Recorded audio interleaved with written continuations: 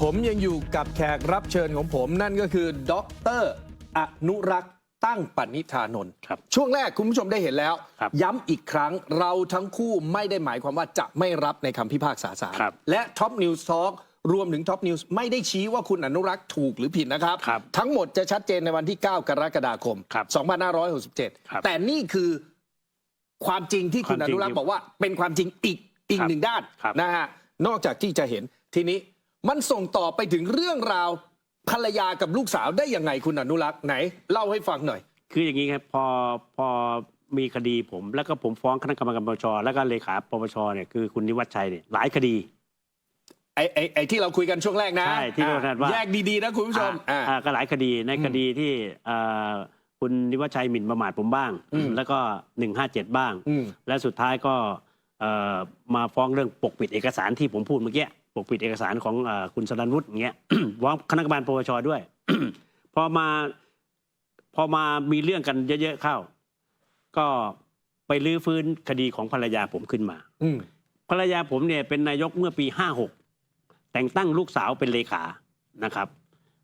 ทางปปชในตอนนั้นก็คงเป็นคณะนี้แหละก็ส่งเรื่องไปให้ตำรวจดำเนินคดีเขาเรียกดำเนินคดีตามปวิอาญาก็ให้ตำรวจดำเนินคดีเพราะเป็นเรื่องเล็กน้อย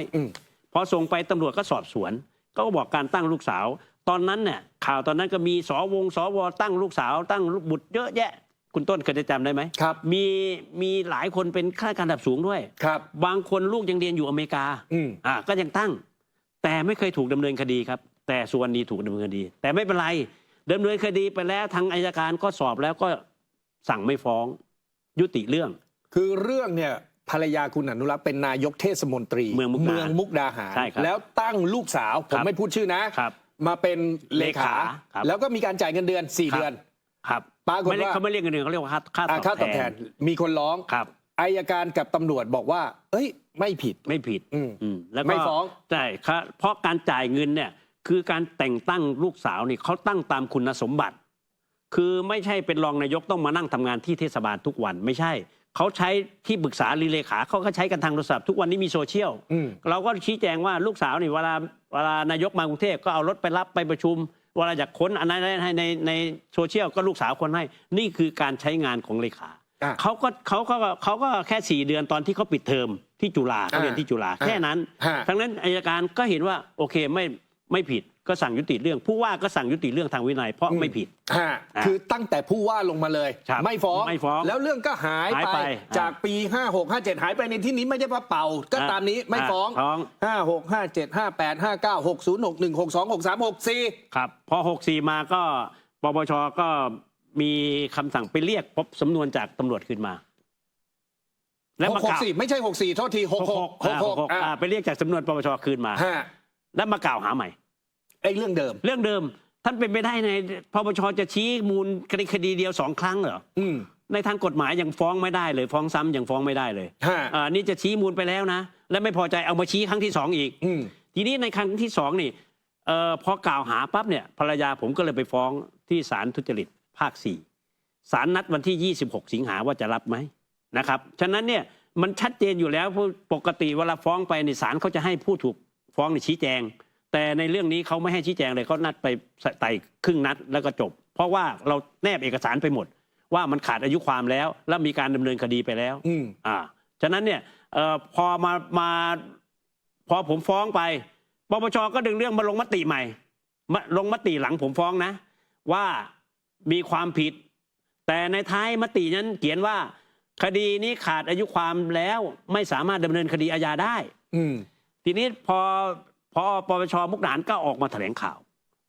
ก็ถูกฟ้องอีกคดีว่าหมิ่นประมาทปฏิบัติหน้าที่มิชอบคุณผู้ชมไล่ถูกนะคือเขามีเรื่องราวเกี่ยวกับเรื่องอธิบดีกรมน้ำบาดาลอยู่แล้วคุณอนุรักษ์กับปปชก็ซัดกันอยู่แล้วล่ะอันนี้ผมพูดถูกแต่ว่าในระหว่างนั้นเนี่ยคดีของภรรยาที่ตั้งลูกเนี่ยจบไปแล้วพอซัดกันปี64ปี66ไปลื้อคดีเมื่อปี56ขึ้นมา2 เรื่องก็คือ1มันไม่ได้สั่งฟ้องมาแล้วกับ2มันขาดอายุความแล้วคุณก็เลยภรรยาก็เลยฟ้องกับปปชอีกหาว่าเอานำเรื่องที่ขาดอายุความแล้วมากล่าวหาใหม่ดำเนินคดีไปแล้วทีนี้ผมเป็นฝ่ายค้านอีกขออภัยในสำนวนปปชเขาบอกว่าเขาไปเช็คเลยคุณอนุรักษ์บอกว่าลูกปิดเทอม แต่ไม่เคยมาทำงานเลยไง ก็ผมเรียนเมื่อกี้ไงเขาไม่ต้องมาทำงานเขาโทรศัพท์ใช้กันเลขาเขาตั้งโดยตำแหน่งคุณสมบัติเขาไม่ได้ต้องมานั่งทำงานอยู่ข้างนายกอยู่ในว่าไม่มีโต๊ะเก้าอี้นั่งไม่มีใครมีเขาก็ไม่ได้มาที่ไหนก็ไม่ได้มาที่ปรึกษาก็ไม่ได้มาที่ทำงานกับนายกก็มีแต่รองนายกที่ปฏิบัติหน้าที่และออกคำสั่งว่าให้ทำนู่นทำนี่แต่เลขาที่ปรึกษาไม่มีคำสั่งให้ทำอะไรทุกหน่วยงานก็เป็นแบบนั้นข้าราชการระดับสูงที่มีตั้งเลขารองเนี่ยก็เป็นแบบนั้นไม่ต้องมาทำงานนั่งทำงานลงเวลาแบบนั้นนะครับก็คือพูดง่ายๆมันไม่มีคุณสมบัติบังคับว่าคุณจะต้องมาเข้างาน8 โมงถึง 5 โมงเย็นถูกต้องและมันตั้งตามคุณสมบัติเช่นจบปริญญาตรีหรืออะไรไม่ได้บอกว่าห้ามตั้งคนนามสกุลนี้ห้ามตั้งคนนี้คนนี้คุณอนุรักษ์จะหมายความอย่างนี้ทีนี้พอคุณฟ้องกลับไปปรากฏว่าคุณอนุรักษ์ก็ไปทำการบ้านเกี่ยวกับปปชมาเหมือนกันใช่ไหมครับเรื่องราวมันเป็นยังไงก็พอปปชฟ้องปุ๊บเนี่ยแล้วชี้มูลปุ๊บเราก็จะฟ้องกลับอีกทั้งกล่าวหาแล้วก็มาชี้มูลใหม่เนี่ยเราก็จะฟ้องอีกก็เพราะว่าคุณก็ยังไม่ยอมที่จะเอาเรื่องให้ได้ฉะนั้นผมเรียนว่าสำนักงานปปชเนี่ยทำงานมีคำคลหาตลอดคุณต้นวันก่อนผมก็ไปยื่นที่สอบสวนกลางให้ดำเนินคดีคณะกรรมการปปชกรณีทำให้คดีขาดอายุความ15 ปีนะครับคดีแรกก็คืออยู่ทางตะวันออกผมคงไม่เอ่ยชื่อนะครับคุณต้นคดีสร้างคอนโดพอมาหลังจากนั้นอัยการก็ทำหนังสือสั่งไม่ฟ้องอีก53 สำนวนครับเราลองคิดดูว่า15 ปีคุณทำอะไรอยู่คือคุณอนุรักษ์บอกว่าปปชคุณเองในระยะเวลาที่ผ่านมาคุณปล่อยให้คดีความเนี่ยขาดอายุความไปถึง53 คดีถูกต้องมันเยอะกว่านั้นด้วยไม่รู้จะออกมาอีกนี่ได้ข่าวว่าจะมีอีกยังไม่หมดนะครับฉะนั้นผมเรียนว่าการทำงานของคณะกรรมการปปชเนี่ยมีอำนาจมากมีหน้าที่อำนาจไปกล่าวหาใครก็ได้ทั่วประเทศหมดแต่เวลาตัวเองถูกกล่าวหาทำยังไงครับพอผมไปยื่นตำรวจต้องทำไงครับตำรวจก็มีหน้าที่รวบรวมพยานหลักฐานเอามาจากไหนครับก็ต้องขอจากปปชถูกไหมครับใช่แล้วปปชจะให้ไหมคุณต้นประเด็นที่หนึ่งพอรวบรวมเสร็จแล้วเอาไปไหนส่งกลับให้ไปปปชพิจารณาเองอีกแล้วจะพิจารณาลงโทษตัวเองเหรอ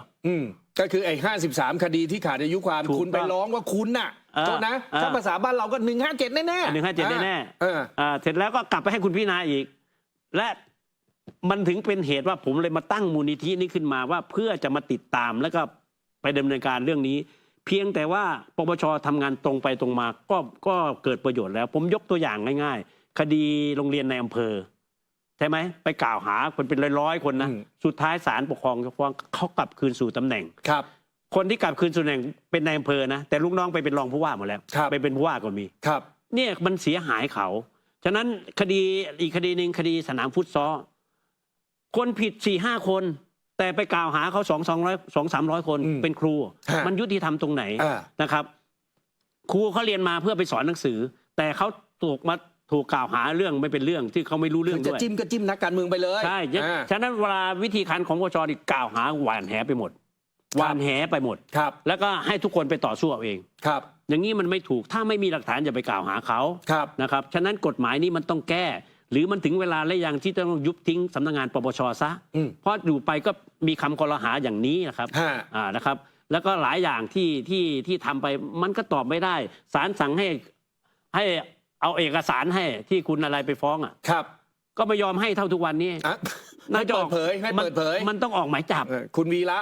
ขัดคำสั่งศาลเนี่ยต้องออกหมายจับคณะกรรมการปปชหรือเลขาไปขัดคำสั่งศาลได้ยังไง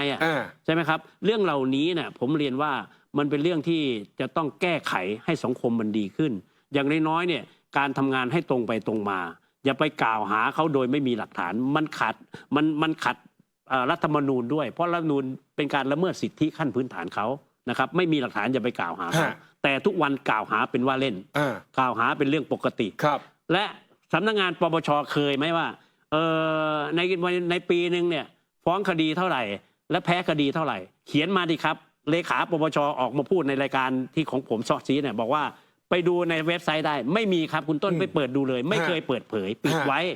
นะครับฉะนั้นเนี่ยผมเชื่อว่าการทำงานของปปชต่อไปต้องแก้กฎหมายคุณไต่สวนใครไว้คุณจะชี้มูลไม่ชี้มูลคุณต้องเปิดเผยถ้าคุณไม่ชี้มูลคดีไหนต้องส่งให้ศาลพิจารณาว่าคุณดำเนินการถูกต้องไหม แต่สุดท้ายนะผมต้องถามคุณอนุรักษ์ต้องยอมรับว่าพอมันมีคำพิพากษาออกมาแน่นอนต้นทุนคุณต่ำกว่าเขาแน่แน่นอนแค้นเขาส่วนตัวใช่ไหมเนี่ยที่จะฟ้องเขาสารพัดสารพันเนี่ยปปชเนี่ยคือผมตั้งมูลนิธิขึ้นมาเนี่ยเพราะว่าผมมีเหตุจูงใจถ้าอยู่ๆผมไม่ตั้งมูลนิธิขึ้นมาเพื่อจะสู้กับสำนักงานปปชเนี่ยผมคงเสียสติถูกว่าผมไปสู้เขาทำไมมันอำนาจเขาล้นฟ้าครับแต่ผมไม่อยากให้คดีผมสูญเปล่าอยากให้เป็นเยี่ยงอย่างอยากให้เป็นคดีตัวอย่างมันเป็นไปได้ยังไงไม่มีหลักฐานแล้วมากล่าวหาผมมันผิดนะครับฉะนั้นตรงนี้เนี่ยผมเชื่อว่าศาลยุติธรรมเองก็คงเห็นและก็คงจะให้ความเป็นธรรมผมในวันที่9ขอบคุณสำหรับประโยคนี้มาก